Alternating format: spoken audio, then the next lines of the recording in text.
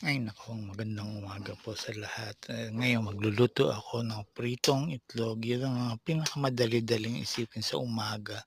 Sana nga, pinagpipilian ko kung scramble egg o nilagang itlog.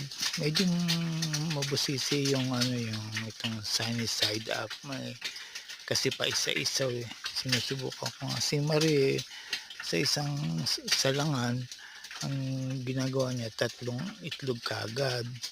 Sinubukan ko ngayong maggawa ng gano'n, nagkakahiwa-hiwalay, hindi ako marunong ako pa isa-isa talaga. Kaya 'yan ang niluto ngayon para agahan. Oo, 'yun ang madali-daling pagka mag-iisip ka mahirap din mag-isip na kung ano lulutuin sa tatlong beses maghapon. So, agahan, tanghalian, hapunan. Mahirap din mag-isip kaya ng mga ulam o kaya lulutuin mo.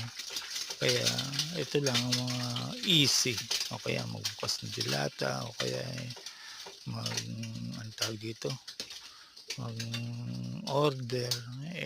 Bihira naman kami mag-order, mas maganda yung magluto. Biruin mo isang orderan lang, halimbawa, pizza $40. Ang mahal na ngayon ng mga bilihin kahit saan. Kahit saang lugar ata, lahat ay nagtataas ng bilihin. Ta Kaya kung mas maganda pang lutong bahay, nakakasigurado ko pa ikaw ang nagluto. Kaya ayan ang niluto ko ngayong pritong itlog.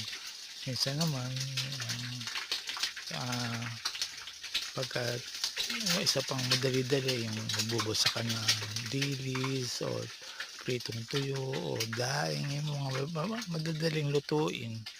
Kasi pagka mag-iisip ka pa, eto kung meron ka na diyan sa refrigerator o kaya, minsan mga hotdog, yung mga madaling lutuin.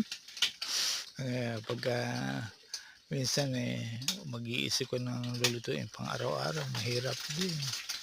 Kasi nga kung ang palitan din kami naman nagluluto pagka sa araw-araw. O sige pala, hanggang dito na lang. Ingat palagi. God bless everybody. Salamat sa panonood. Kung sinisipag kayo, subscribe na ninyo. Salamat. Bye-bye. Ingat sa lahat. Bye.